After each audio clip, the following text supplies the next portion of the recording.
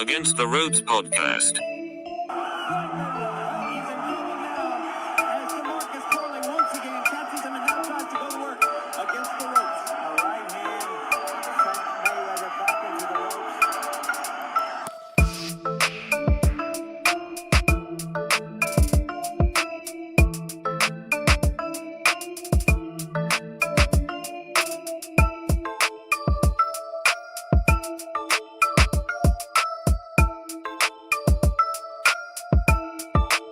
Contra las cuerdas.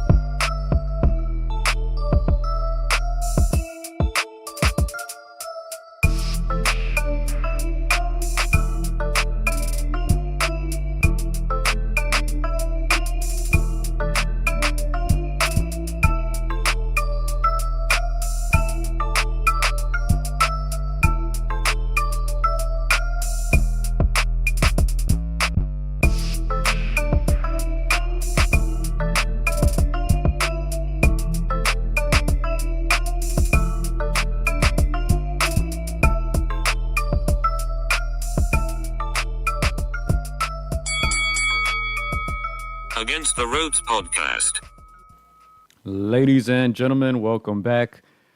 AtR podcast. Gio Garcia here, alongside Christian Mosqueda, doubling up this week. We're back again. We're going to break down the fight a little bit more and talk a little bit about the upcoming boxing schedule. So welcome once again. Welcome to the show. Yeah, like you said, Joe, we had to double up. Normally we wait till the mid of the following week after a fight, but we had to do a quick little reaction. You know, it's not just any fighter, it's a piece of boxing. It's Canelo. You know, everybody watches Canelo when he fights, whether they're boxing aficionados or whether they just want to see Chris, Canelo. Turn your volume down, Chris. Whatever you're watching back there, turn it down. All right, but yeah, let's go. Let's get into it once again. You know, on Sunday, you know, we did a quick little recap. We went in a little bit. Hope you guys were able to catch that. If not, go back. That was our immediate reaction after the fight, a day after the fight. But, you know, we got a little bit more time today, a little bit more time to talk about the undercard and all that. Of course, Ugas Barrios, Elijah against Resendiz, the controversial one, Ramos against Lubin. The Cuban Flash was on that undercard. Vostok was on the undercard. It was a stack card from top to bottom. Molten, you know, a lot of people have been talking about the next Mayweather potential star there, even though Mayweather tried to take all his shine, but that's what he does. But, yeah, what do you want to start with, Chris? I say we start with let's start with the controversy. Why not? Let's get into it. Let's get into Lubin against Ramos. Tell me your thoughts on that fight, Gio. I mean, controversial to say the least. I'm going to go ahead and read the punch stats and all that. I don't know, man. Nine out of 10 people that you ask are going to say that Ramos won, and then there are others who are very confident that Lubin won. Like I said last week, I'm still, you know, very surprised as to how you win a fight with landing, I think it was 91 punches. I'm going to go ahead and read the punch stats. But, yeah, I think to me, to win a fight, you have to throw punches. You know, a lot of crazy people out there, I must add, still think that Lara beat Canelo, even though he didn't throw any punches. Not sure how you win without throwing punches, but, you know, I just don't understand. I don't understand that logic. And look, the scorecards were 117, 111 for Lubin, which is insane. Those people didn't watch the fight. That judge was, I don't know what he was doing, man. He's probably like 80 years old. Another judge had it 116, 112, and then 115, 113 for Lubin. I mean, Shocking result. 145-92. That was the punch stats. Ramos, of course, 145, 92 for Lubin. Ramos landed more jabs, more power punches, total punches. Very difficult to make a case for Lubin, I would say. He looked, I don't want to say scared, but he didn't, to me, he didn't really attack with conviction. He didn't bust the Charlo. Charlo was something else. He took it to another level, but, Lubin was very timid in this fight too. And, it's going to be very hard to convince me that Ramos did not win that fight. This was a fight that I say, like, hey, don't miss this fight. Ramos, he's a great up and coming young fighter, strong guy for his size. He could probably go into the heavier divisions, the middleweights and all that. And after what he did to Joey Spence Jr., I kind of predicted a knockout. So, when I saw that the decision didn't go his way, I kind of immediately said, well, dude, if you let it go to a distance, you deserve to lose. I went back and saw the entirety of the fight. Terrible logic, by the way. Terrible logic. And hey, looking back now, like Lubin, it was a gift for him. Ramos won the entirety of that first half. Yeah, he did slow down. He wasn't as busy as he was or as dominant as he was in the first half, but he still did enough to win the majority of those rounds. I probably gave him nine or the majority of those rounds, about 9 rounds, eight rounds. So Lubin, in my opinion, was gifted a decision. Again, if you're a strong, big guy like Ramos, you're not supposed to let it, go to the judges. But hey, we know how deep those pockets are at PBC. So I'm gonna call a robbery. And again, Lubin just got gifted one. Yeah, and when they read that 117, 111, I was like, oh, well, Ramos got all the credit. Easy win for him. But when Lubin got the decision, it was kind of shocking. And people don't lie, man. The people in the crowd don't lie. Everybody booed him. I think he knows he lost a fight. He had to try to save face there and say, "Oh, I boxed him." But you can't win a fight without throwing punches. I don't care what you say, what excuse you try to make. Oh, beautiful boxing. Oh, Ramos was missing a lot. You still can't win without throwing punches. Throwing is one thing, landing is another too. It's not like he was landing 91 punches, 12 rounds. Do the math. If you don't know how to do that math, get a calculator, because that's a terrible, terrible output. I don't think you will ever see another guy winning a 12th round decision landing 91 punches. Yeah. Did you feel like there was moments where Ramos should have gone more for the kill, Gio? Do you feel like he shouldn't have left it to the judges, or was it more like, the type of fight that he fought, you don't expect that, like it not to go your way? Chris, if it was that easy, everybody would get a knockout. So I don't like that logic. You're leaving it to the judges, so you should lose. There's 2 fighters in there. You still got to break the man's will. You still got to hurt him. Otherwise, it's a 12-round fight. So he did what he had to. He won over the course of 12 rounds. So I don't believe in that stuff, that he had to get a knockout. I think that's terrible logic. I think that's, in boxing, there's a lot of terrible myths and a lot of terrible ideologies. I think that's one of them. Along with, you got to take it from the champion. No, you don't. You just got to win the fight. But I think Ramos did enough, obviously. Outlanded Lubin by a lot, was aggressive, played it smart at the end, and he did what he had to. I thought it was a good 12 rounds for him, good experience. And the judges must have had an edible before the fight, because they were way off. It wasn't even close. All right, quick question: do you think Erickson Lubin runs it back, or do you think he's like, man, I'm taking this win? He's not. And run with it. He's not. He kind of alluded to that. He said, I'm one of the top dogs in the division. He said no disrespect, but then he disrespected Ramos by saying, I don't want to fight these young guys anymore. I want to fight the top dogs.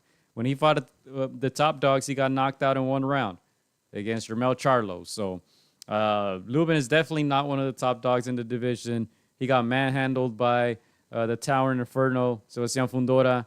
Almost got his face broken. he doesn't belong on that level, and I think this fight showed it. Against a younger guy in Ramos who was stepping up in competition. Ramos, I don't want to say made it look easy, but over the course of 12 rounds, he won at least 8, 9. So, definitely Lubin. I don't think he gets back into it. I think he's going to look for a big payday. Is he going to get it? Probably not. He's not that type of fighter. He's not on that level. And I think, once again, he showed that.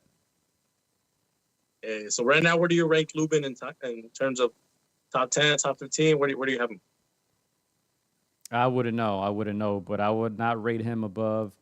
Obviously, Charlo at 154, who has all the belts, got stripped. So now they emailed Tim Tszyu. But, Charlo's still the champion. Tim Tszyu probably up there. Mendoza is also really good. The guy he's fighting, Brian Mendoza, who knocked out Fundora. Fundora beat Lubin, so you got to put him above Lubin. Tim Tszyu, like I said. So there's a few names up there. Castaño still. I think a guy like Castaño takes Lubin out. So definitely not in the top 5. I would have to take a look at who else is in that division, but 100% not top 5 at all. He calls himself one of the top dogs in the division, but not sure he even believes that. I wouldn't rate him up there. Yeah, I agree that there was once upon a time where I'm like, this guy could be top 5. And obviously you start taking those tests, you start taking the Jermels and, the Fundoras. And that's when I'm like, okay, he's not as good as I would have hoped. But, hey, he's doing the smart thing by saying, I'm not going to fight these young guys no more. Like, you don't want to, at the end of the day, it's a prize fight game. You're trying to get the big fights. Like you said, I don't have him up there in the top 5. I think he crumbles with anybody in that top 5. He can make some interesting fights, but again, this is a bad taste of mouth for boxing. Another near robbery, I would say. But I'm so excited for Ramos. I think he's gonna take this one and learn from it. He really does have the frame to move up to middleweight, so he can do damage at 154, 160. Hopefully, he learns from this, and hey, this kid has a future. One loss, learn from it, move on. Yeah, and let's move on from that fight. Obviously, there was a stacked card. I mentioned it last podcast, but Frank Sanchez, who also works with the Canelo team, was on the undercard. He was actually in the YouTube prelim, so he didn't even make it on the televised bouts. He survived an early scare and then got a stoppage in the 4th. It looked like a stay busy fight. Hopefully, big fight for him now. We mentioned all the names that have emerged in that heavyweight division.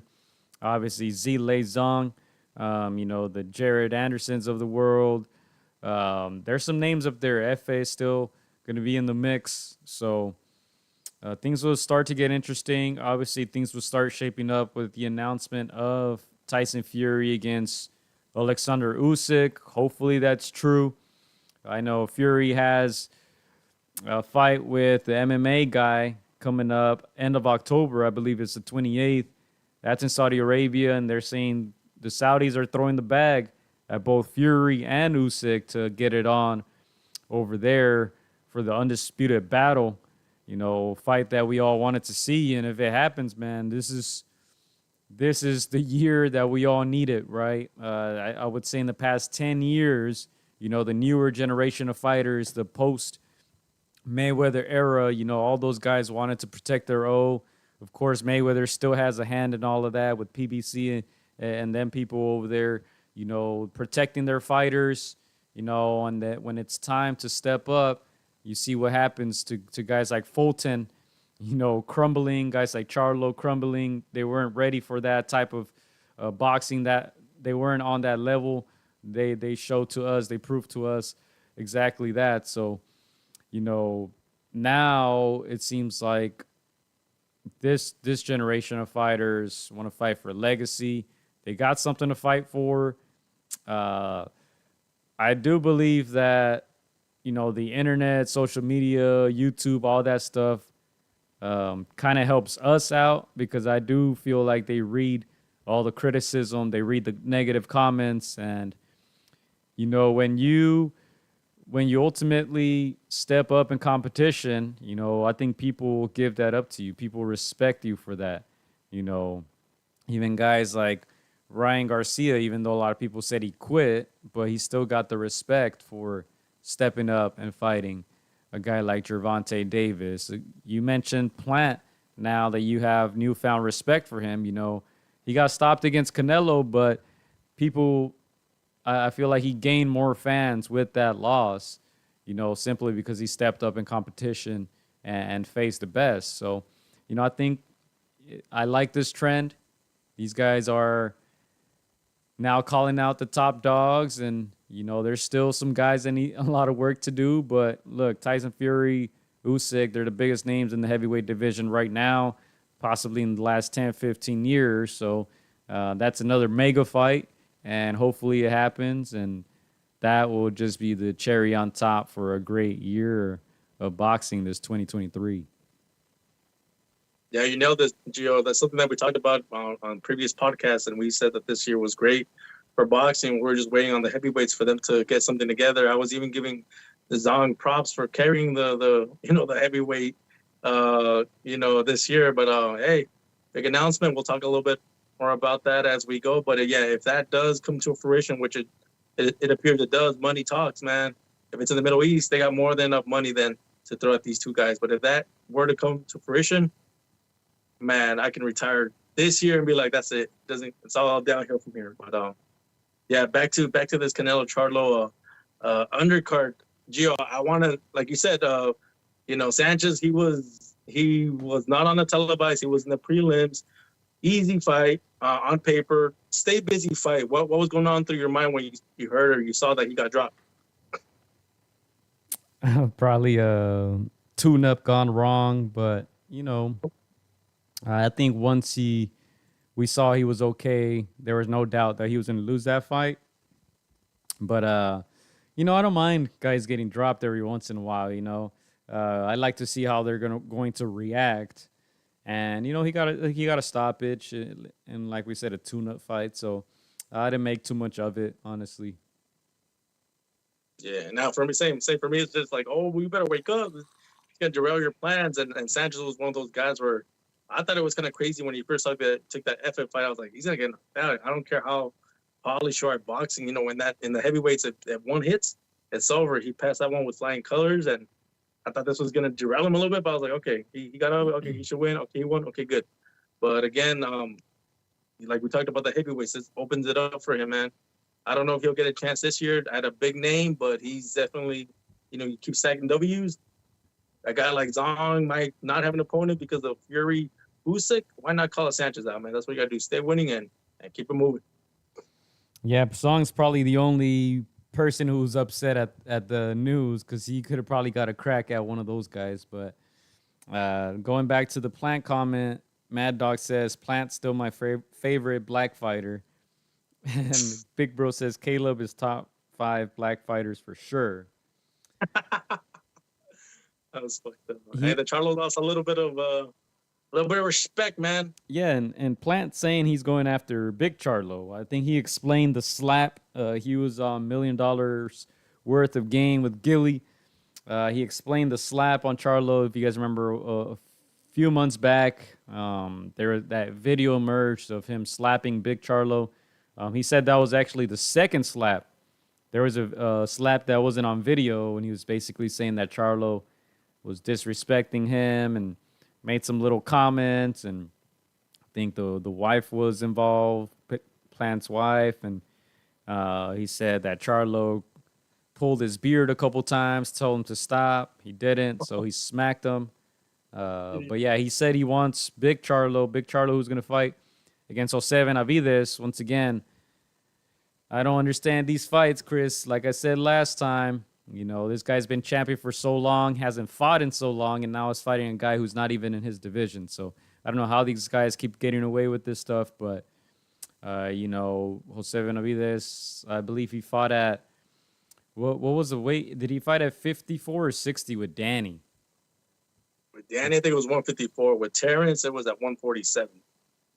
No, Terrence was Terrence 147?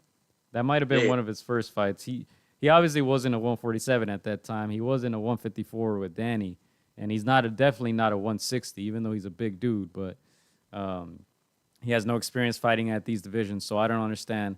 Is this going to be a title fight? I don't understand how this happens. You know, the guy Charlo hasn't fought in over 2 years, almost 3 years, and then he's going to fight a guy who's not even in his division for the title. That makes no sense. But anyway, that's going to be on the undercard of David Benavidez against Boo Boo Andre. They're saying November 25th, if my memory serves me correct. And that's another. You guys see it there on your screen. Showtime PBC. After the undercard, we can get into that stuff because all the news is coming out now of Showtime and PBC parting ways. But before we get into that, Frank Sanchez got another victory. Stay busy fight. Good fighter, Frank. Good fighter. You know, I still can't believe he's my age, but you know, no way to prove that. But he got another win in the heavyweight division. Elijah Garcia against Armando Resendiz, Chris. Now, this was one of the fights of the night. In a night, you could say, where there wasn't a crazy amount of action, you know, especially in the main event. You know, that's what kind of overshadowed everything. But this was a good scrap, and Elijah ended up getting the stoppage. And there's been a lot of hype around this guy. And, you know, this was a phone booth fight for the majority of it. But he was able to get the stoppage, showed good power. He's still young. I believe he's 20. So bright future. That's another name to keep an eye on. Yeah, for me, this is one of the guys that they keep putting him on cards, and you see him a little bit more. Obviously, people outside of boxing don't know who he is, but he's making a case for himself to the boxing fans, and he just, you know, again, very effective. You know, a lot of punches. You know, just a fan-friendly style. It just seems like he just overpowers his opponents. And so, again, this is one kid to keep an eye out on. He's got good size, good power. You know, and again, he just keeps winning and in an impressive fashion, like you said. When there's fights that, you know, people look forward to seeing and then they don't pan out, they're not as exciting as people expect. You know, these are the ones that are like, oh, okay, that kid was good. Okay, I remember him. They're bringing him back. Okay, I'm going to see this fight. So, he needs to keep doing that, keep winning, and yeah, man, this is an exciting fighter for sure. Let's go to some comments here real quick. Mad Dog says, I think Charlo Lubin 2 happens next, which actually I wouldn't be mad at that. You know, the first time around, it was a 1-round KO. Lubin got caught, and that was it. So I wouldn't mind that as a comeback fight for Charlo, who obviously needs to go back down to 154 or 160. Obviously, his brother is at 160, so they don't want to, you know, obviously step on each other's toes. You know, I would say, you know, the recent example of that, not that they were stepping on each other's toes, but Bam actually won a title in Joshua Franco's division, on his brother's division, you know, and then subsequently he went back down in weight because he said, that's my brother's weight. But, you know, I think Jermell definitely 160, 154 is better suited. 154, he's a weight bully. At 160, more guys around his size, and then 168, I think that's a good weight for him. He's a big dude, 6 feet tall. You know, I still can't believe that they're saying a guy 6 feet tall, 175 pounds is too small for Canelo. I don't understand the logic, but, you know, boxing quote-unquote pundits or analysts or reporters, whatever you want to call it, you know, they'll try to make that up, but hey, it is what it is. It is what it is, you know. But yeah, Charlo, Lubin, I wouldn't mind that. Decent fight for Charlo, and I think Lubin loses again, but I wouldn't mind that. So that was a comment by Mad Dog H. Big Bro says not even ranked at 154 for WBC SMH. And then Tony says, I wouldn't doubt if this fight is a catchweight at 164. Since Charlo hasn't fought in 2+ years, which that's a great point. Will he even make 160? That's a great point. Big Bro says Frank Sanchez overrated, not a top 10 heavyweight. And then he also adds Jermell going back to being a weight bully, weak. I got a question, Gio, about this Canelo Charlo aftermath. Obviously, you know that these belts were for Canelo's 168 straps. So Charlo's 154 titles were not, they were not at risk. Having said that, do you think this kind of takes away from Charlo? Does it affect him mentally? Does he come back at 154 and he's the same Charlo? Oh, it's got to affect him mentally, man. This guy went out there and didn't even fight back. So, that's going to be a topic for future press conferences. People are going to bring that up. He's probably going to say, who cares? I'm rich, But yeah, I think in the ring, definitely it's gonna come back to him. The fact that he got manhandled by a smaller man. I think obviously it gives him more leverage now. All these guys who fight Canelo can say, "Hey, look, I fought for 15 million. Yesterday's price is not today's price." So I think it gives him more leverage, business wise. But in the ring, definitely, I think it's gonna be in the back of his mind. And talking about this fight, I know we're kind of hopping all over the place, but talking about this fight and the size difference or lack thereof, I mentioned to you off air that I was watching the Teddy Atlas podcast, which I don't watch, but I know I heard I didn't watch it before the fight, but I heard that he was discrediting Canelo.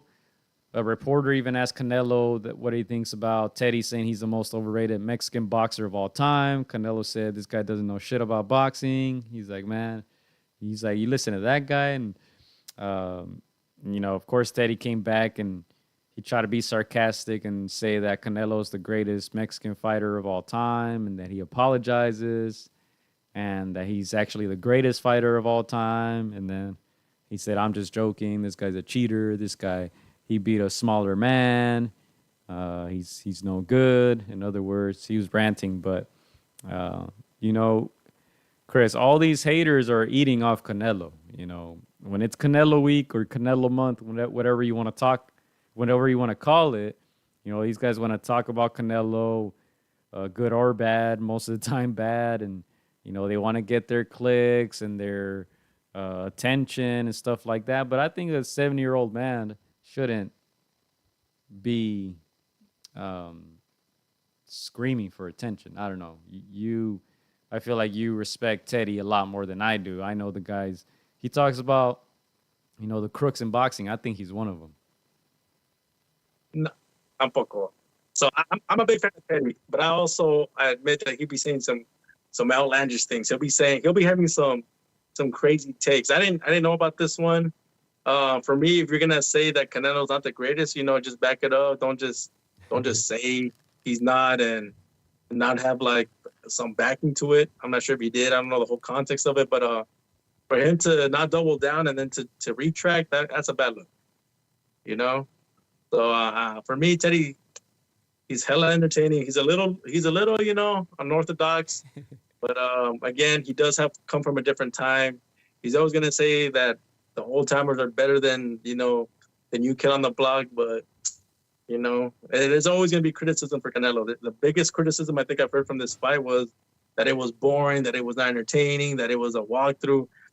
Dude, there's always going to be something to criticize, and again, it's not his fault. He was just much, much, much better than his opponent. So whether Canelo gets beaten by a guy like Vivo, there's always going to be criticism around him. So I mean, I think a guy like Canelo is just like he's already over it. He's like, no, I can put on the most amazing performance and they're going to criticize me no matter what. So it is what it is. There's always going to be haters out there. There's always going to be criticism.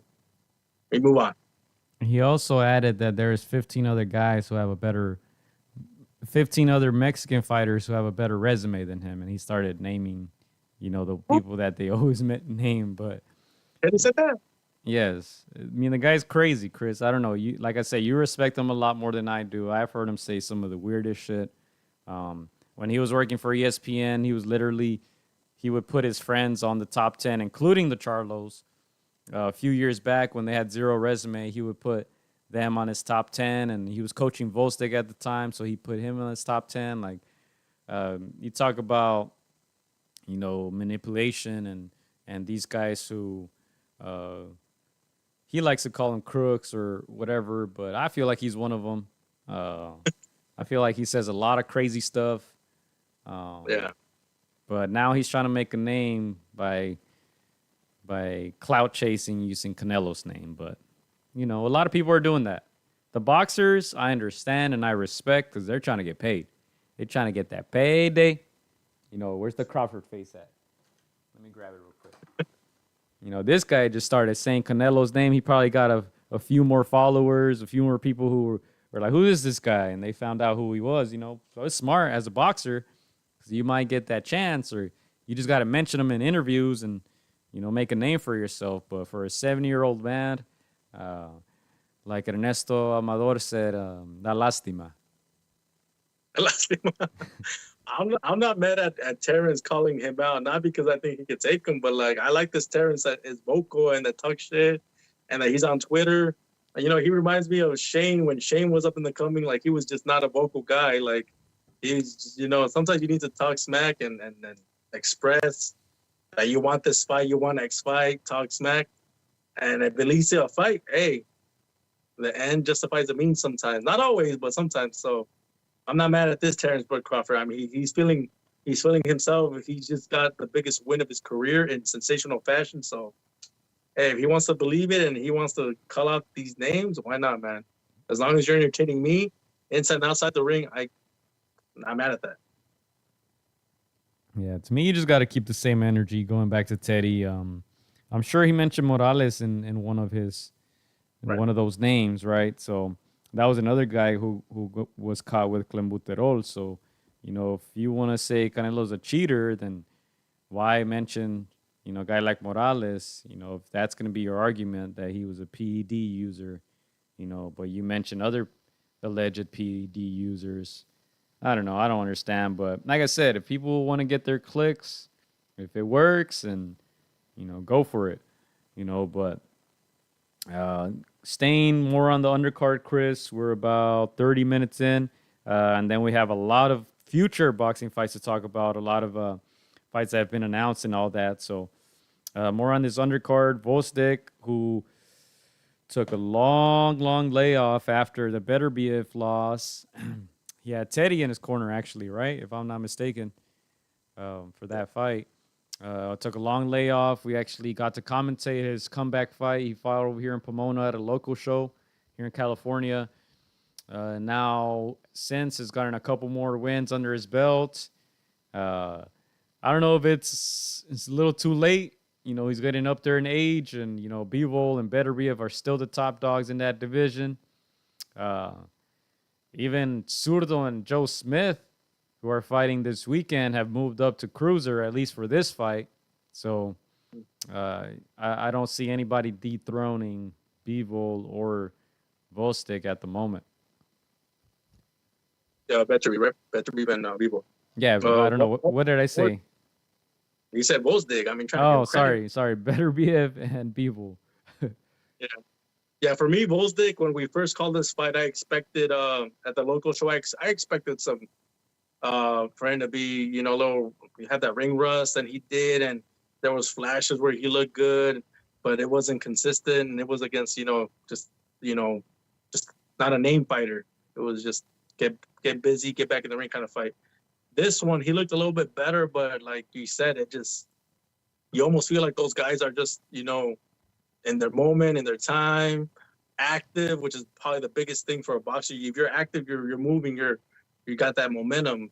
And Vostek, I don't know. We said it on when we called the fight. This might be a potential opponent for Canelo, and Canelo might see this as like, hey, you know what? Let me fill up to that 175 again. Maybe a guy like Vostek is going to give me a few rounds, but not a lot of resistance, not a lot of pushback. So yeah, maybe they're vying for this, and it wouldn't be a bad payday for Vostek, but I don't know, man. Again, I like the guy, nice guy. When we interviewed him, super, he's a nice guy, gentleman, but I'm not sure. Maybe, in my opinion, I feel like that fight with Beterbiev took a lot out of him, maybe more mental than physical, but I don't know if he can hang with the top guys. It's admirable that he's back, though. He is trying. So, again, we're here to be proven wrong, but it's a tough ask. Yeah, and that wouldn't be a terrible fight either if Canelo's looking for a stay busy fight. Vostek, who has I would say a similar style to Bivol, very good boxer, straight punches, good movement, not the most powerful puncher, but, that style I think is similar to Bivol, and I think he actually sparred Canelo for that fight too in preparation for that Bivol fight for Canelo. So that'll be cool for him to get his last payday, for Vostek. But the last fight that we'll probably talk about here, is of course the Ugas fight. You know how I feel about Ugas, so not surprised that he got pretty much manhandled. Terrell Gaucher also won via split decision. That was on the YouTube prelims. Of course, the Ugas Barrios fight was televised. It was actually not the co-main. The co-main was Ramos, and then that fight was before it. But Ugas completely dominated by Mario Barrios, who I'm not a big fan of either. I think he's playing with fire as far as the weight classes go. They were talking about him being at 122, 126, and obviously making that jump going up in weight classes. He's a tall guy, but, he's not the most muscular guy, or at least as of now.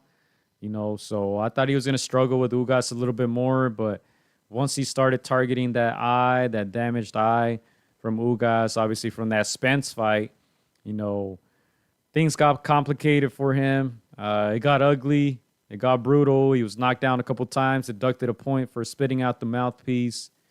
And this might be it for Yordenis Ugas. Yeah, for me, this was a bit of a shocker. Obviously, like you mentioned, we know that Barrios is not the biggest name, but they always seem to put him there around with the big names. And he's come up short against the Thurmans. He's come up short in a smaller division against, Tank. And we know Tank has power. He's no slouch. So he's always been like a weird anomaly. So I kind of felt that he was going to come up short against Ugas. I know that you don't rate Ugas high, but, he does have a win over an aging Manny Pacquiao. He is considered or was considered in the top 5 in welterweight.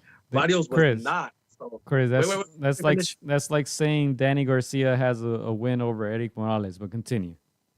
Oh, come on now. Let's not go there. It's embarrassing. All right, but Barrios was just like the guy that I was like, I just don't see him, winning. And he looks sensational. We do know that he's a good boxer. He was winning most of those rounds against Tink until he got knocked out. So he's got some decent boxing. I thought against a guy like that Cuban background and Ugas, I didn't think he was going to do what he did. So, hey, that's a big, big win. Like you said, Gio, that eye is not looking good for Ugas. Errol Spence did a number on that, the way Manny did to Margarito. So, again, you have to consider your life after boxing because that eye was not looking good and just had Ugas shell-shocked. So, again, a big, big win for Mario Barrios. I still don't consider him the top 5 welterweight, but at least he gets his big W and a big payday for anybody in that welterweight division that needs a name. So, there you go. Yeah, Big Bro says, if you get dominated by Barrios, then you should retire immediately. Barrios isn't a top 10 welterweight. I don't rank Barrios top 10 in any weight class, really. Damn. He's a good boxer. He's good? Yeah, cool. No, I'm just saying he's good. I'm not saying he's not. Not top 10. He's not top 10 in any division. Yeah. So, I mean, I think this says more about, like, that Ugas is a shell of himself, I guess, after that Errol Spence fight. But, yeah, I mean, Barrios is not a bad boxer. Maybe this one gives him that added motivation to get a title at a different division. I mean, there's 4 in each weight class, so we'll see, man. We'll see. But a big win for him, nonetheless. I was very surprised. Tony Sandoval says they'll feed Barrios to Boots Ennis. That's likely. I think that's an easy win for Boots. That's a knockout right there.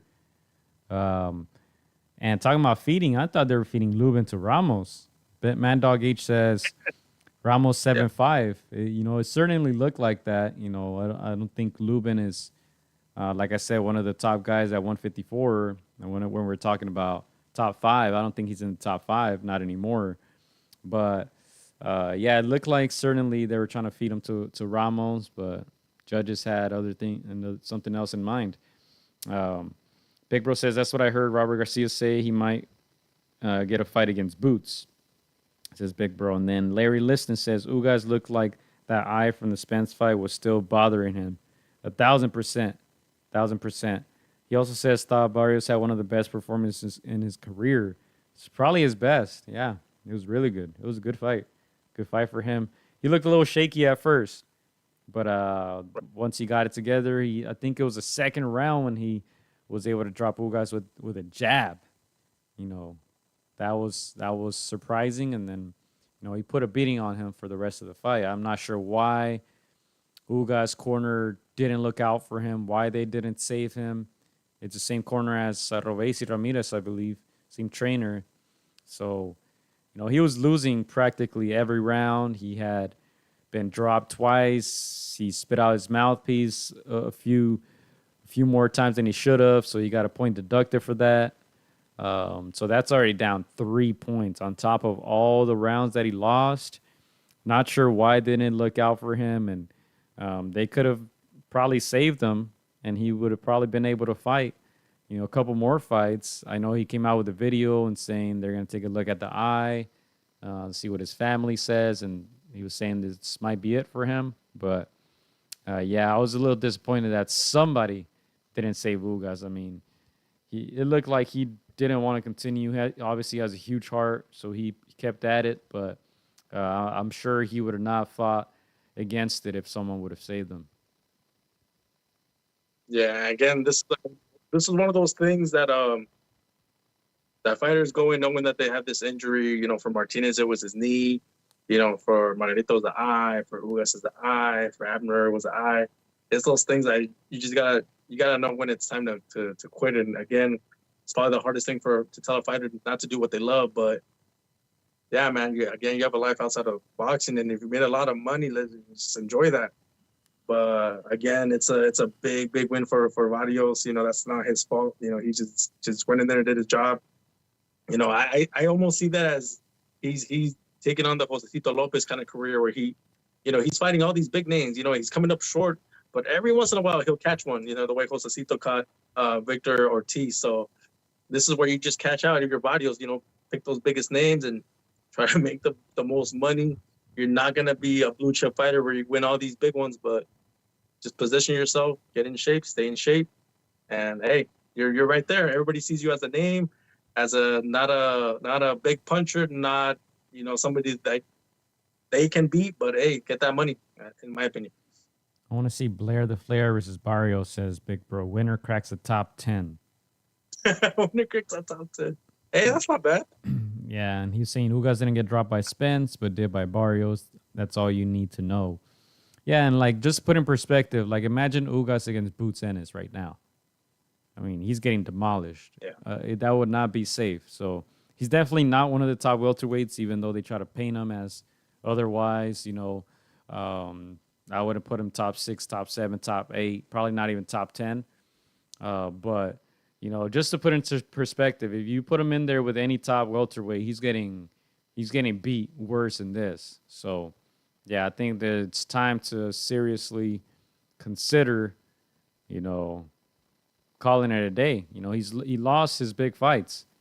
He was able to beat a Pacquiao who was pretty much retired. But against Sean, he lost. Once again, he didn't throw any punches. People still argue that decision. If you argue the knockdown with Porter, okay, maybe you have a point. But he fought like a Cuban fighter against Sean Porter. Just didn't throw many punches. So against Spence, obviously, got demolished in that one. He reached his peak with Pacquiao, I think now it's just downhill. He's older. What is he, 39, 40? He might be a little younger than that, but allegedly, at least. But yeah, he completely got destroyed in this one. And I feel like that should be it for him unless you want to take an easier fight. But last comment on here, Barrios looked considerably stronger and fought a lot smarter than in the Tank Davis fight.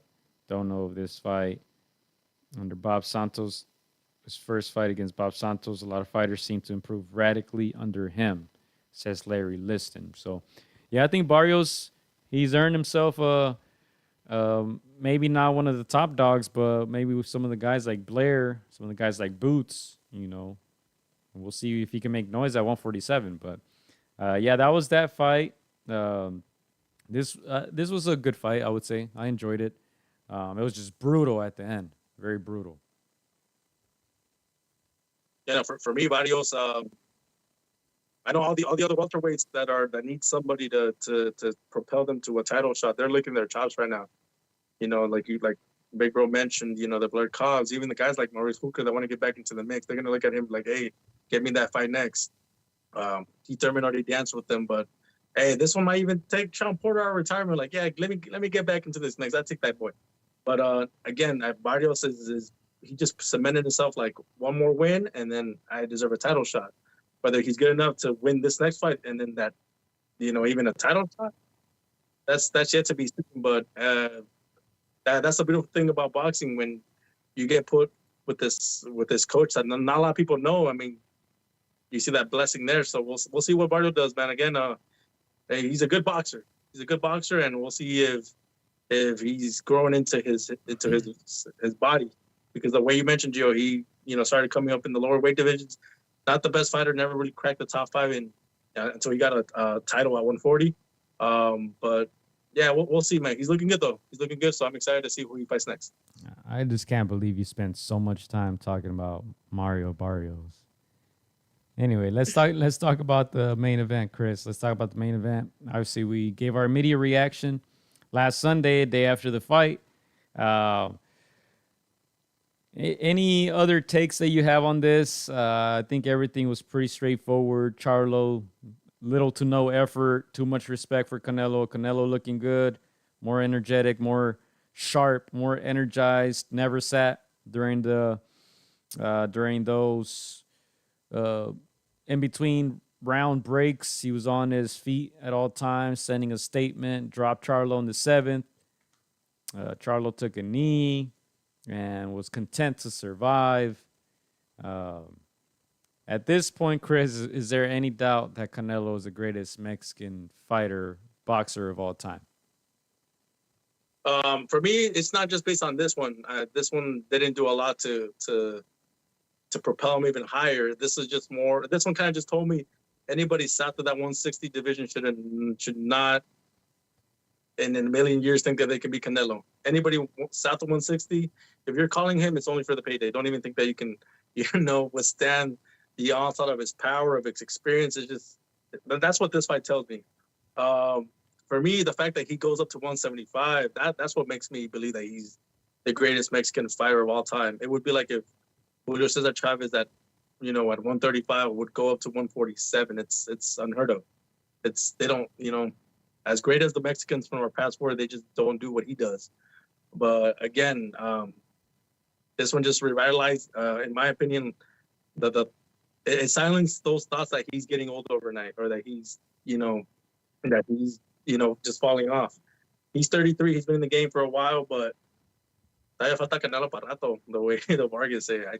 He's got a lot of fights in him. Yeah, 60 pro wins now. What is it? 20 world champions that he's beaten. Obviously, it's always going to be a debate when Julio Cesar Chavez's name is involved, because everybody loved him. Everybody still loves him. But if you compare resumes, it's not even close. Chavez had great fights. He also lost some of them. The Pernell Whitaker is the more controversial one that they scored at a draw. He got pretty. I don't know if dominated is a word, but he didn't look good in that fight at all against a pure boxer in Whitaker. Obviously, toward the end of his career, he got all those losses. But I think it's definitely a debate. But I think when it's all said and done, when Canelo retires, people don't appreciate him now. But what he's doing, not sure we've seen many guys do. Obviously the more recent one, probably Pacquiao with that impressive resume. But I think once Canelo retires, maybe people will give him credit. Like I said, resume-wise, better than Chavez already. I think accomplishment-wise, better than Chavez already. To me, the biggest argument for Chavez was he was 90 fights undefeated. He was 89 and had that draw. But if you look closely, all you got to do is go on BoxRec, Chris. In his prime, he was fighting guys that were 10-5, 7-2, in between, those championship fights. He was fighting guys that had no business in there with Chavez. I think Canelo, even though, what's the word you like to call him, Chris? What is it? The one that starts with a C? Casuals? There you go. Even those guys, even though they might say that Canelo's cherry picking, I don't think they've watched enough boxing. I don't think they've ever taken a look at a guy like Julio Cesar Chavez's career. If you're fighting a guy in your prime who's, like I said, 11-4, who barely has a winning record, if that's not cherry picking, then I don't know what is. So I just think that people don't do their homework. People don't do their research. Obviously, Julio Cesar is going to be the greatest Mexican champion of ever. No one's going to beat him in terms of, the love that people have for him, but career-wise, yeah, I think to me it became very clear, a couple of years ago that Canelo was already the greatest, and all those guys they want to compare him to, is one of his biggest haters, Juan Manuel Marquez. I think he lost his first pro fight. He lost his first title shot. He took 4 fights to beat Pacquiao, and that was his biggest win of his career.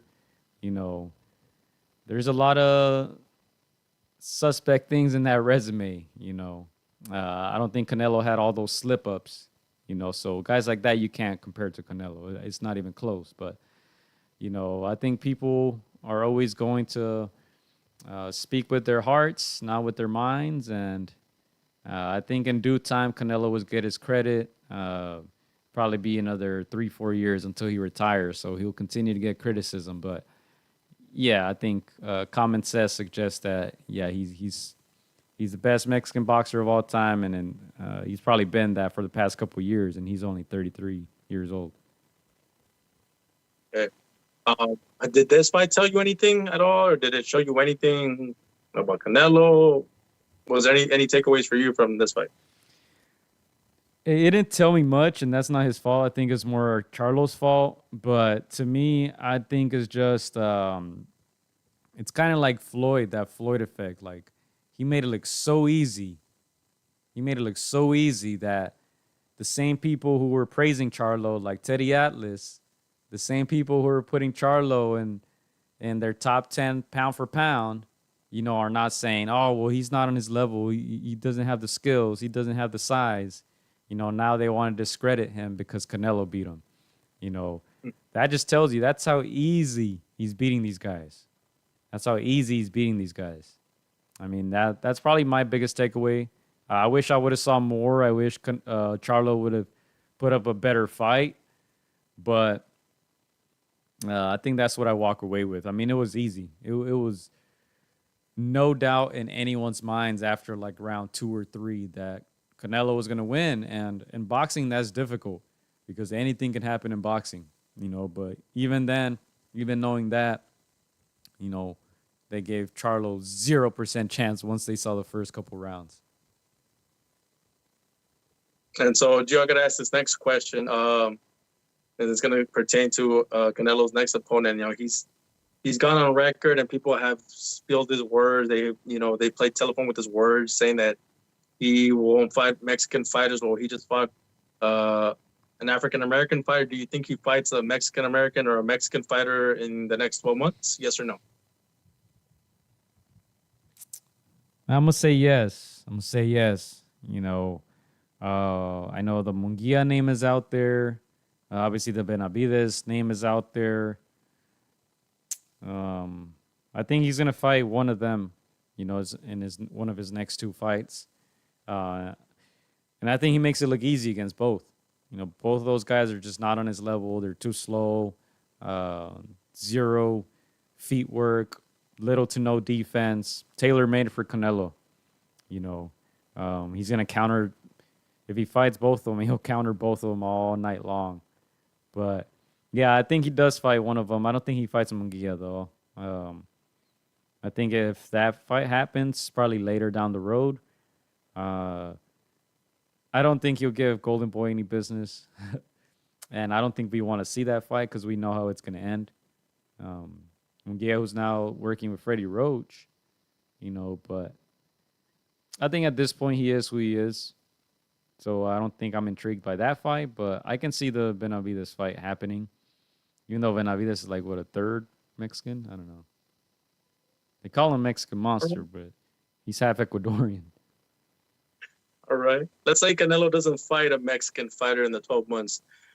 Do you think Big Bro tries to avenge Little Bro's loss, or do you think he says, you know what, I'm good, and he avoids Canelo for the rest of the remainder of the careers? Well, I think he wants a payday. I think he's gonna ask Little Bro, hey, how bad was it? How's his power? If he tells him stay away, he'll probably stay away. But I don't think anyone is asking for that fight anymore.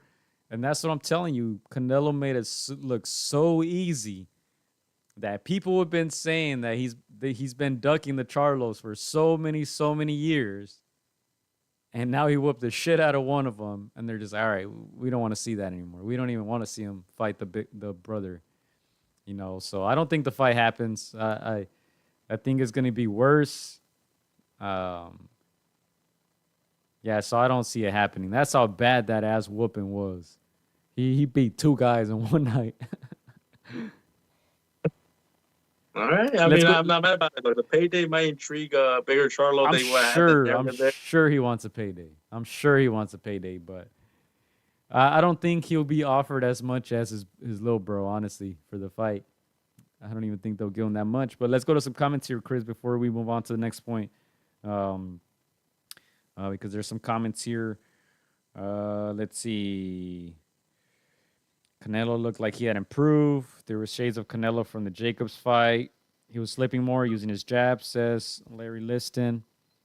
Power look absolutely unreal. Hoping Benavidez is next. And you know what's funny too? Like, and this is why I say logic doesn't exist in boxing, right? Because people are saying, okay, if Canelo beats Benavidez, all right, that will make him the greatest Mexican boxer of all time, right? Quote unquote. Yeah. What the fuck has Benavidez done that Triple G hasn't? That Cotto hasn't? That Lara hasn't? That all these guys that Canelo already beat haven't done? I don't understand. How does this one guy put you up there, but not the other guys? I don't understand logic, man. I don't know. It's crazy. Let me just say, I think like you and me both agree that Canelo has done enough to be considered the best of all time to us, to the people that know boxing. I think to the casuals that don't know a whole lot about boxing, and they live in that realm of I love Julio Cesar Chavez. He was the greatest of all time, because blah blah blah blah. I think a guy like Benavidez, they'll say, well, this is the youngest super middleweight champion twice. Yeah, he's not very well known, not fully accomplished, but I think he will at least bring a little bit more love to Canelo, and especially if it's like a back and forth fight in the beginning, I think he'll get a little bit more love towards the end. But again, I think he's already done enough to be considered the greatest by the people that know boxing. But again, it's I think it's more like, not that Canelo wants to win over any more fans. I don't think he cares about that. He's like, vale madre.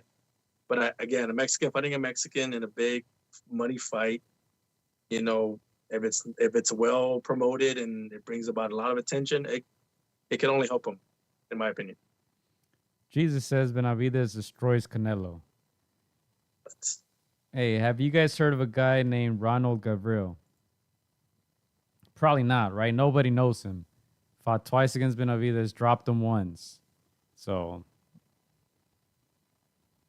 that's all I can say. This guy got dropped by a guy named Gavril. Maybe go back and watch those fights. Let's see some other comments here. I don't get the hate on Canelo, says Larry Liston. For me, it seems like he's one of the most complete Mexican fighters, style-wise, of all time. Plus his accomplishments, I agree with you guys. Best resume of any Mexican fighter. I heard people say Munguia might be getting a Canelo fight, says Big Bro. Terrible gave some hints about Munguia getting a big Mexican fight next year. Don't know other big Mexican fight out there for him.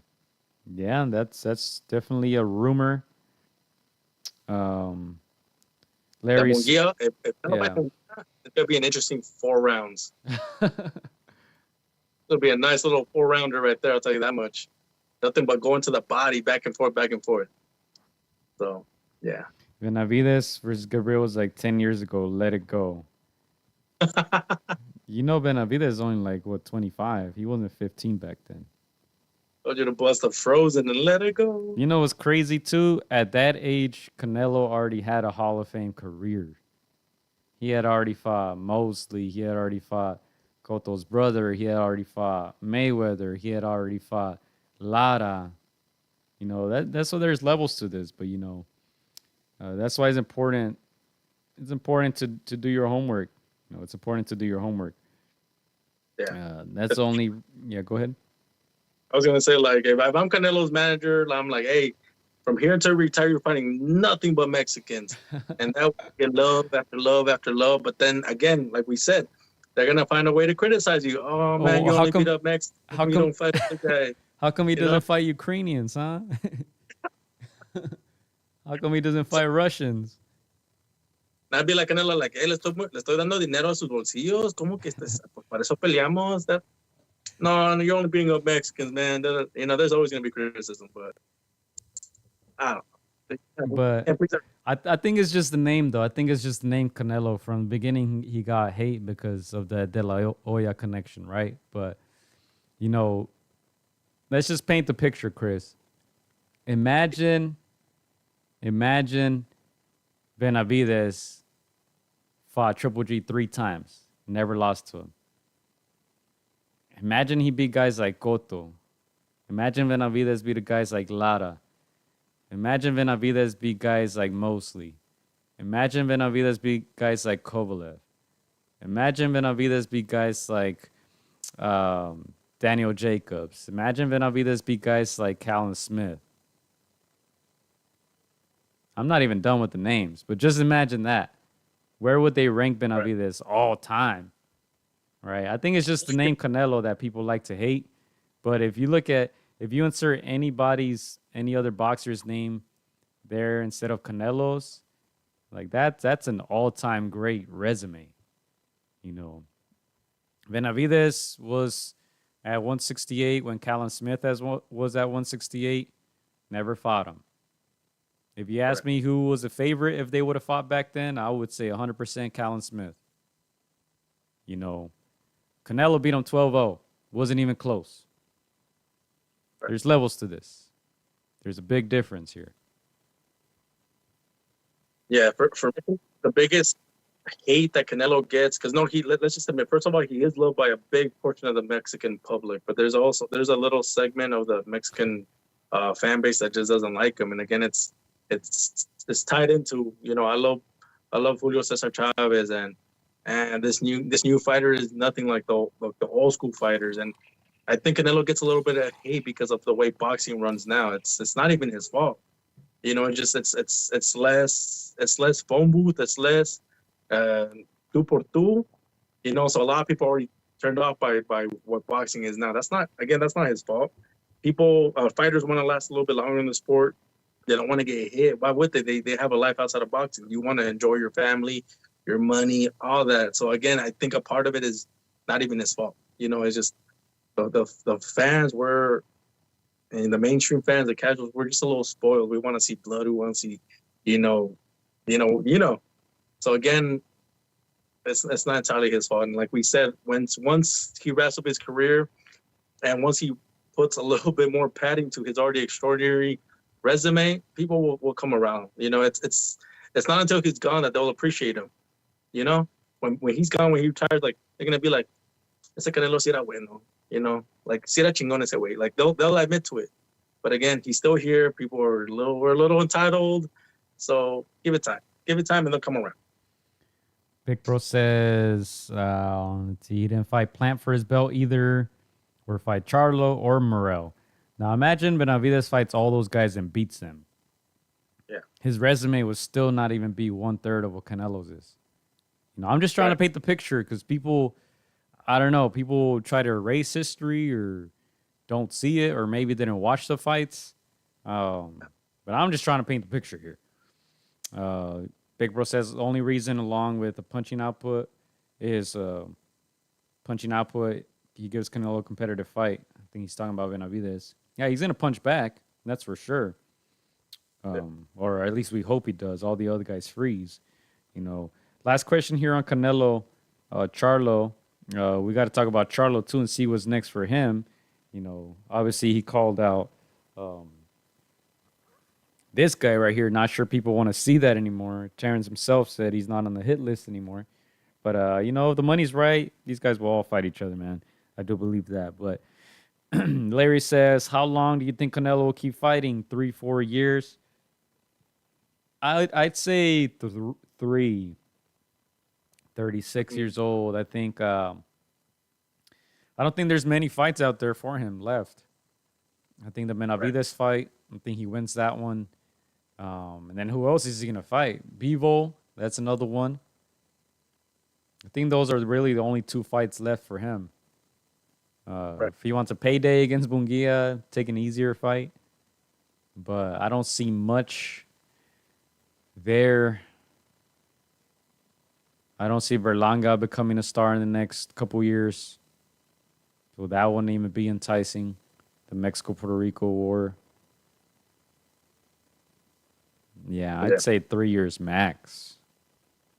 Yeah, to me, the smart thing is to fight till you're 36 and then go off into the sunset.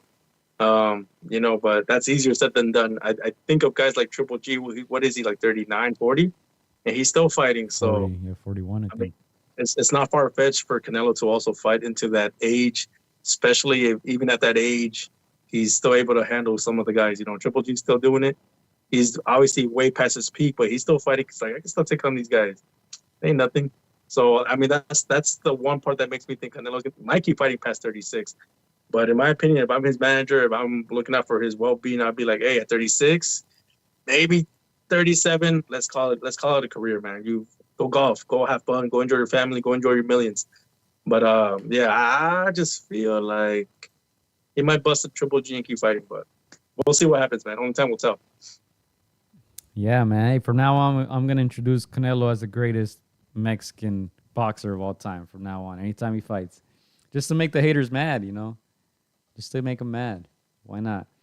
And 5 years, 6 years now for you, like, hey, look at the tape, man. I've been saying this since. I'm not just saying that now. Yeah, and look, we're 2 guys who have watched all those Julio Cesar Chavez fights. Like, it's not hard. Go on YouTube, watch all these fights. Watch him fight against Roger Mayweather. Watch him fight against Pernell. Big Bro mentioned it was the last second stoppage. Meldrick Taylor. Watch him fight against Macho Camacho. These fights are out there. You can actually watch them. You can watch his fight against in El Estadio Azteca. That opponent was a joke. He carried his ass. But those fights are out there too. In his prime, he was fighting guys like that. So, they're out there. It's not difficult to do the research. We have YouTube, we have the internet. Like, you can watch all these fights. I'm sure you and I, Chris, used to watch them on cassette tapes, huh? VHS, rewind that. Meterlo en el carrito, rewind that. And the thing is, like, we're not knocking JCC at all. I think it's still a debate. I just think the resume, hands down, Canelo. I was gonna say that we're not knocking JCC because he is a GOAT, and he had maybe more fan-friendly style fights for fans. He would take a bunch of punches and he would dish them out too. So that's what people love. We get that. All we're saying is resume-wise, Canelo just surpassed him already. If you go down the list of champions who he's fought, he's probably got maybe 7, 8 on Chavez. It just so happened that Chavez fought more fan-friendly styles that people love more. But resume-wise, nobody touches Canelo. When I think of guys, I think of Manny, Pacquiao, Mayweather that maybe have kind of that long list of world champions on their names. I can't really think of any off the top of my head other than those 3.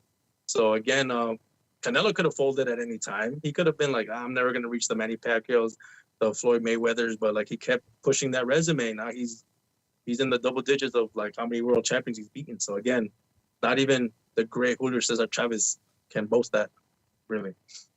Big Bro also says you can see the box records of the taxistas he's fought too.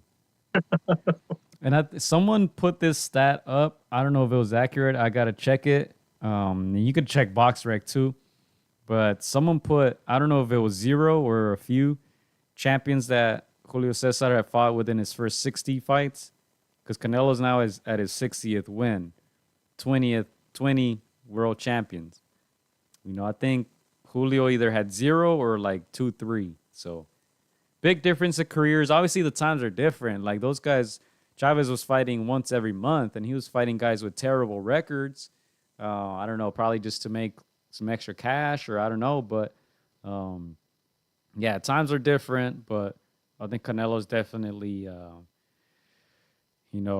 different. Jesus naming some of Julio Cesar's resume. Camacho was older. If you want to put asterisks on these. Whitaker, he lost that fight. Oscar, he lost twice. Frankie Randall, Rosario, way better resume, he says. Name one guy better than Triple G. Maybe Whitaker, and he lost to Whitaker. So, yeah, it's tough. When you had 100+ fights and you can only name a few guys, ooh, that's tough. I can name 15 of Canelo's guys,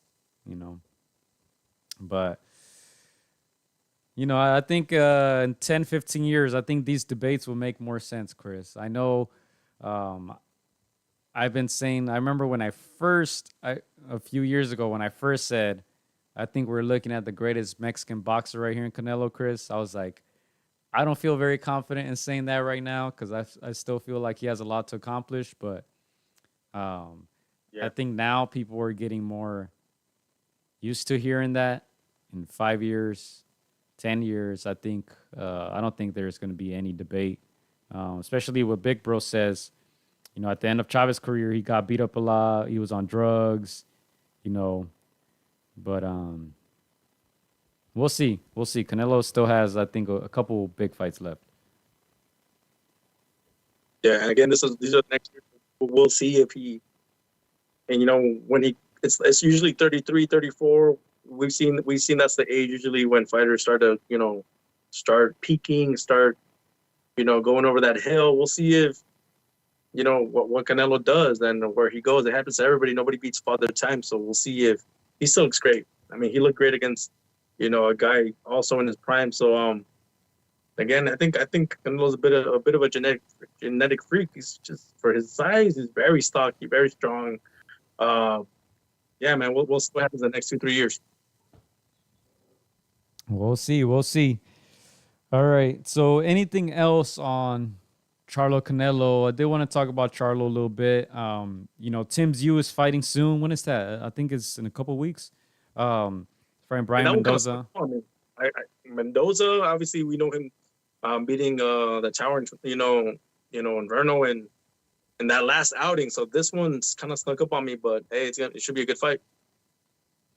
Yeah, so that's happening. Tim Zhu has been elevated to champion and got the email Devin Haney championship when Charlo stepped onto the ring. So I was reading a little bit about that, Chris. I think it was the WBO or WBA, one of those belts. I shouldn't even shout him out, but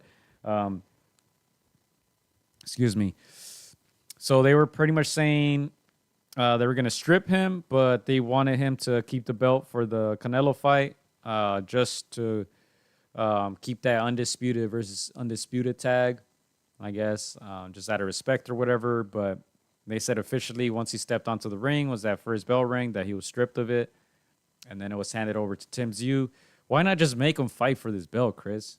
I mean, I know Tim Zhu is the secondary champion, but I mean, these guys be making no sense, man. That's why people be so mad at boxing. You just have the guys fight for it, But whatever.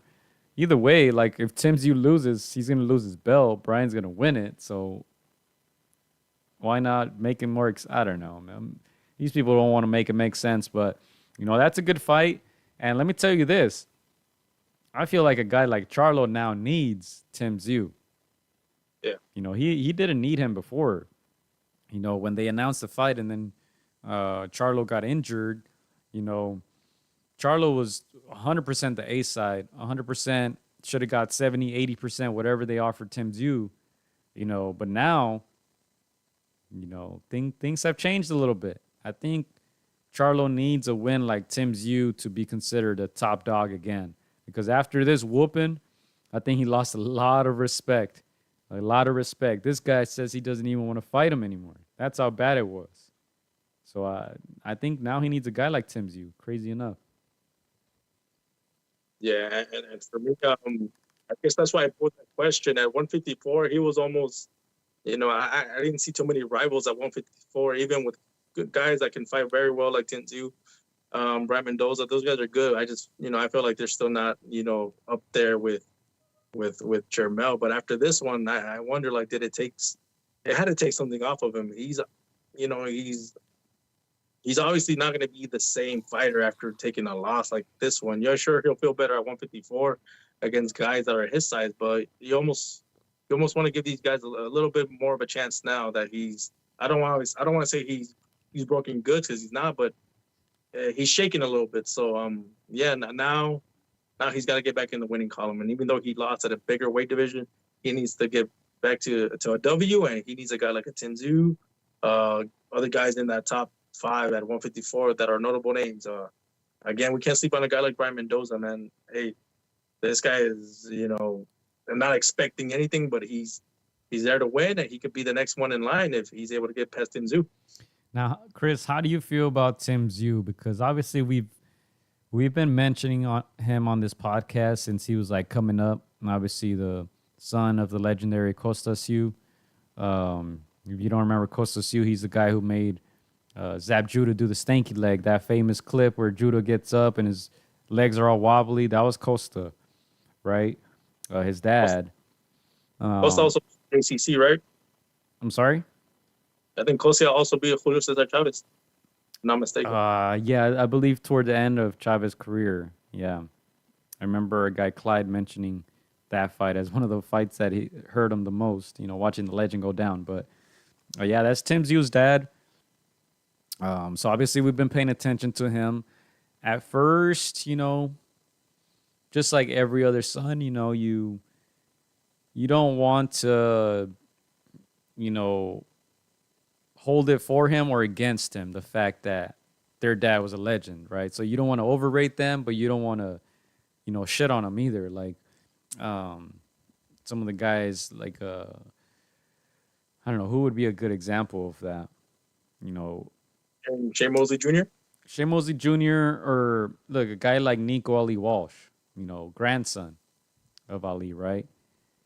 He has a lot of hate, and then obviously some people are going to love him because of his grandfather, but, I see a lot of negative comments and stuff like that. So, I at least, it's difficult, but I try to, be neutral, judge them for who they are. Like a guy like Emiliano Vargas, great talent, but we try to be careful not to overrate him too much just because he's Fernando Vargas' son. But, I think Tim Tszyu has grown on me a lot. I especially have been paying attention to his last few fights, like actually watching him and actually watching what this guy does. He's a very good fighter, Chris. I mentioned the last time he fought, he reminds me of Triple G in a way. He's gonna come straight to you. He's gonna punch hard. He's gonna try to knock your head off. He's not there for a decision. So that makes it very exciting. Obviously, on defense, he isn't the greatest on defense, but, who cares, right? People want to see violence. So I think he has a very exciting style. I actually really like Tim Tszyu. I don't know how you feel about him. Yeah, no, with Tim Tszyu, he was like one of those guys when I first saw him, like, oh, man, like, at first, obviously, who he's a son of, and you almost just wish they have a little bit of that dust on them from his dad. And when you hear his story, that he's actually kind of estranged to his dad. His dad doesn't live in Australia. He's in, I guess, Russia, and they're like they're hot and cold. They're good and bad. Sometimes they talk, sometimes they don't. I think for the most part, he's like, I want to do this on my own. Like, I respect my dad, love what he did, but I want to do my own thing. And when you see what he does in the ring, he's got a lot of power.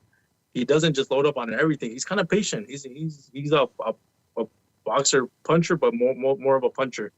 And the way he just breaks down his opponents, man, like you said, Gio, I think Triple G, it's a good little comparison. I think also Janibek, guys like that. But yeah, if he gets past the green, like we know he got dropped by Shea early on, but he rose up. He was able to win the rest of that fight. If he sticks to that, I think he's a very, very, very impressive guy to be looking out for. I do like him as well a lot. Yeah, it's gonna be a good fight. I don't know who's televising the fight, but we got to figure that out. I'm not sure if it's on Showtime, but we can move on to that, Chris. Showtime, PBC. What's going on with your boys at Showtime? They're gonna leave before they throw us a deal. What's going on, Gio? Yeah, I don't know. I read today. Once again, you never know what on the internet is true or not. But I was reading possibly Amazon Prime was a possible partner.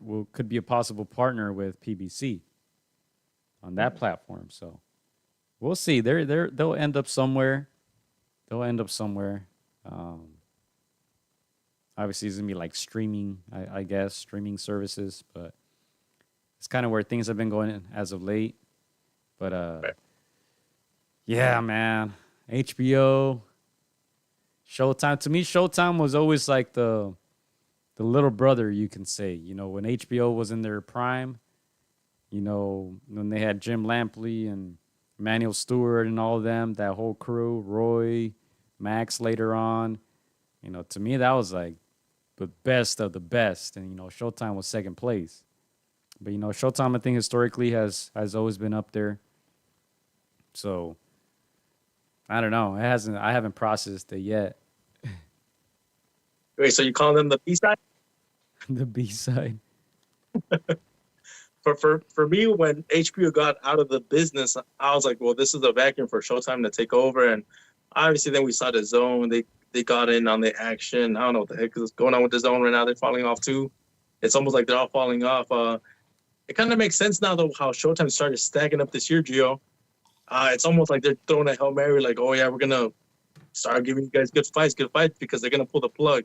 So it kind of makes sense now. We should probably not expect this next year with boxing. It looks like they were, taking out the funding, and that's what happened. And we'll see what happens with PBC, where they end up going. But, yeah, man, it's almost like you've seen it coming, but you didn't want to, believe it until it happened, right? Because we saw with HBO, happened with HBO, it's going to happen to the little brother, to the B side.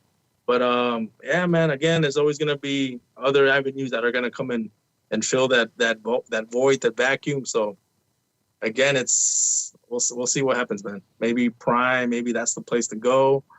Maybe they have enough money coming in from other avenues, and this could be just another area for where we get our boxing. But we'll see, man. Again, not super shocking, but shocking at the same time, if that makes sense.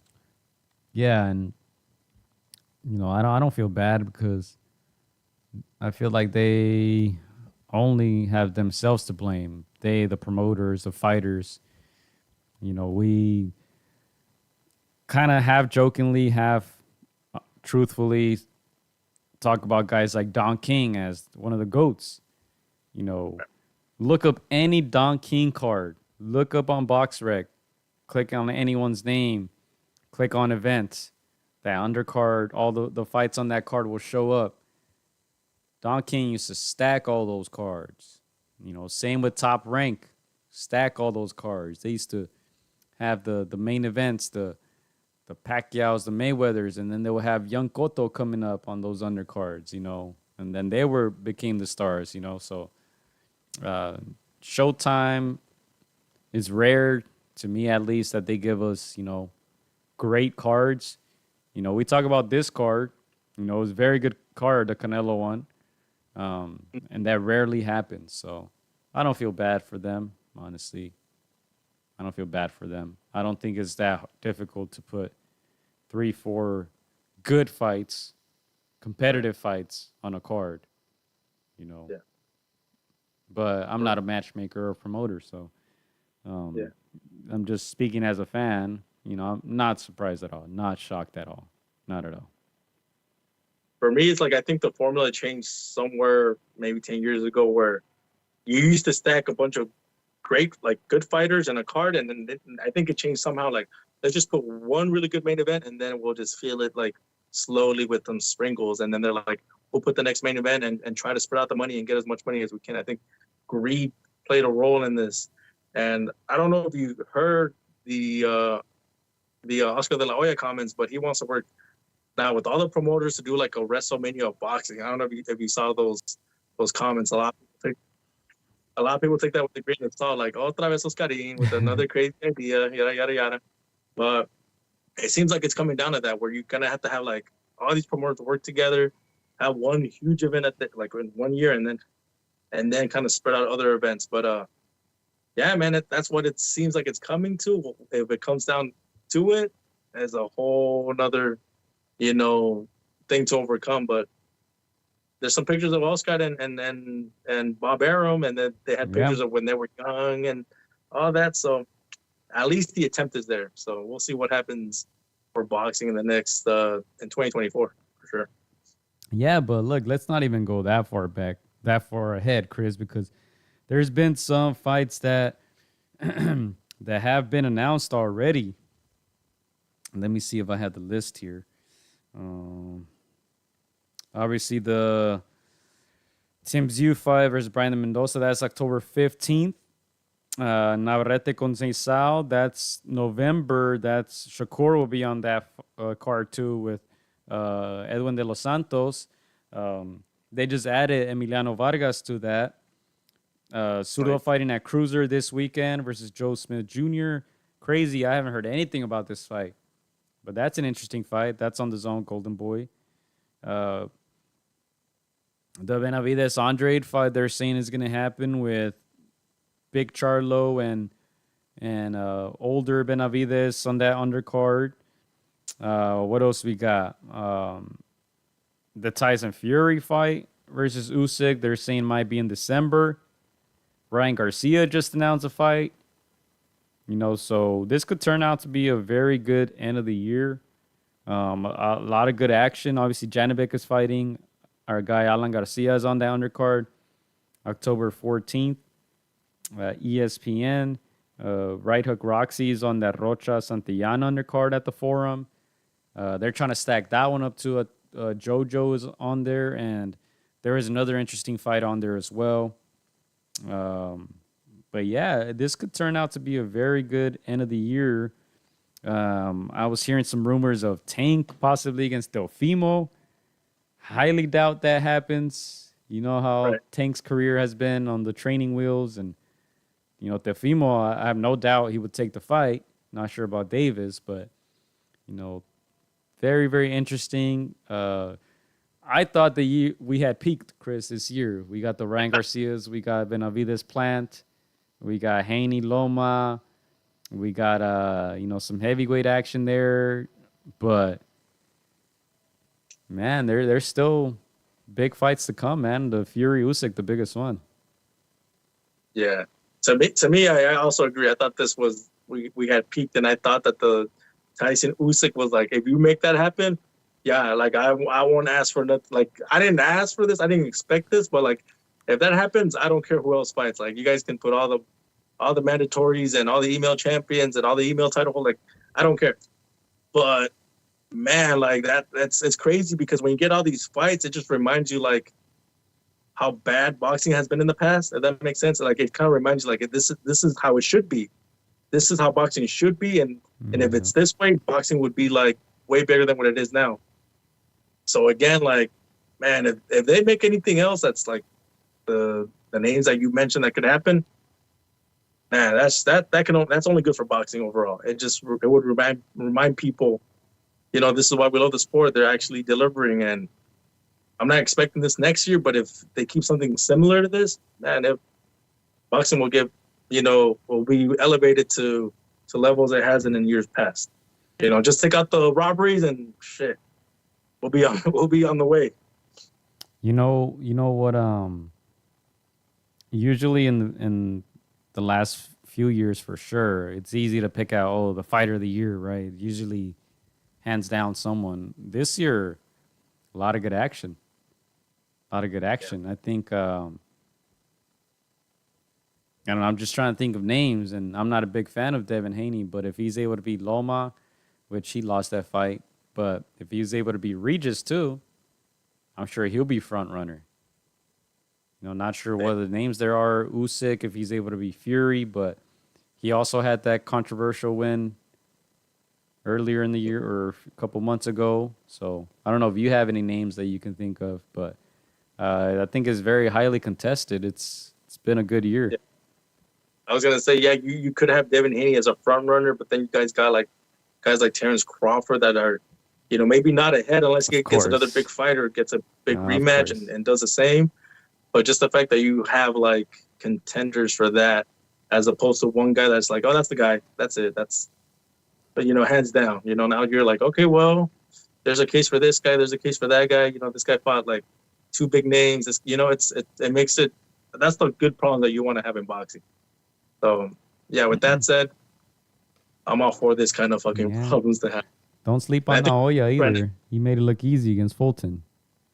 Exact. See, we already forgot about that because we're talking about other fights. Yeah. When other years, you're like, that's the fight, man. It's that is it. Taquito's going to hold me for the rest of the year. But now you're like, damn, there's more food coming? Damn, okay. So, good problem to have, man, for sure.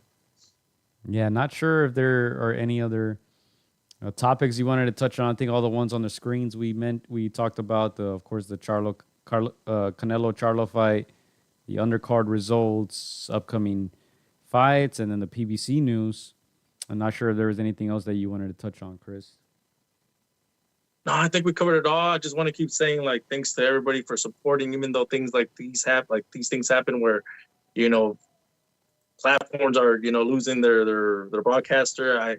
I always say boxing is alive and well for the people that tune in and check in and watch their YouTube videos, watch whoever they support, whether it's any of the other channels. There's a reason why we love the sport, because of all the personalities, all the narratives, all these guys that decided to lace up, and now they're doing it. So again, people say, oh, boxing is dead. It's not dead. It's probably doesn't have the biggest light that it once had, but it's still there. And as long as we keep shining a light on them and keep supporting guys like Canelo, who could have folded long ago, but look at him now.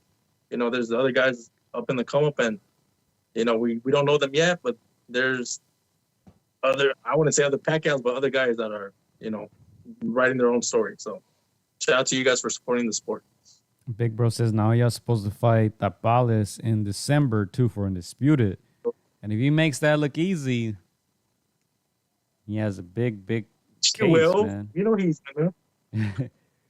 when he makes it look easy, I should say. Hopefully that happens, man. Yeah, hopefully that happens. But yeah, I think that's all I got, man. Jesus, I'm gonna get you one of these. I'm gonna get you a Canelo poster, man. I'm gonna get you the with a crown too, with a crown. But yeah, I think that's all I got. Good weekend. Obviously we hope that Charlo could have given a better fight. Chose not to, but we'll see. I think things now get interesting. Those Canelo fights will get more interesting. And as we stated, hopefully we get that big heavyweight fight at the end of the year. And we'll be happy. We'll have a great show at the end of December, recap of the year. I'm sure we'll have a lot to talk about. But yeah, man, thank you guys for tuning in. We'll be back soon. I know there's some action this weekend. The Zurdo Joe Smith Jr. fight. And I know there's a Fury fight. I'm probably not going to talk about that fight at all, Chris. I'm not going to lie. I'm definitely not paying for it. The one that's coming up soon at the end of the month. But we got some other good fights in October, Tim's U. So, we're excited for that. And hopefully a big November and big December as well. But yeah, man, thank you guys for keeping that chat lit. Jesus still over there writing down names, but we we appreciate all the debates and all the topics. You know, that's what makes it interesting, and you know, we're always up for it, man. It's entertaining and it's fun. You know, at the end of the day, we're talking about, at least in my eyes, the two greatest Mexican boxers. So, you know, there's always going to be debates. There's always going to be good points on both sides. But, you know, with that, all that being said, Canelo's still the greatest. So, I'm just kidding. No, just joking. But, yeah, no, thank you guys for keeping it lit. Chris, we good? It's spooky season, and I know we do this every year. You guys have any suggestions for who we should dress up this year? We've done Canelo, we've done Don King, we've done the GOATs already. So anybody that comes to mind, drop your comments. If you guys watch this podcast at your own disposal, your own time, drop your comments. We'll read them up. If there's any suggestions of who we should dress up this year for spooky season, man. Yeah. Chris was Don King 1 year. I was Canelo for like 3 years. Riding that wave. Jesus, real quick, just go to the community tab. There's a graphic there of all the guys that Canelo has beaten. I think that's a good graphic. He did name a lot of good names. So, yeah, just look at the graphic, man. Both guys beat some top dogs, and that's why they're the best. But, yeah, I think that's it for us. VMC, Chris, VMC. You know what that stands for? What? Oh, man. Chris is over here asleep, man. Somebody tell him in the comment section. Oh, man. Chris, did you watch the fight, Chris? That's not a fight. Oh, BMC? man. You gotta let me know. Well, maybe we'll let him know next week, guys. Come on, Chris. That's all I'm going to say, man. VMC. VMC. Let's go, mates. Let's go. Payday. VMC. Payday. You know what? Let me play this before we get out of here. Let me play this. You guys hang tight. VMC, Chris. VMC. Here you go. Payday. You want payday? I know that. Payday.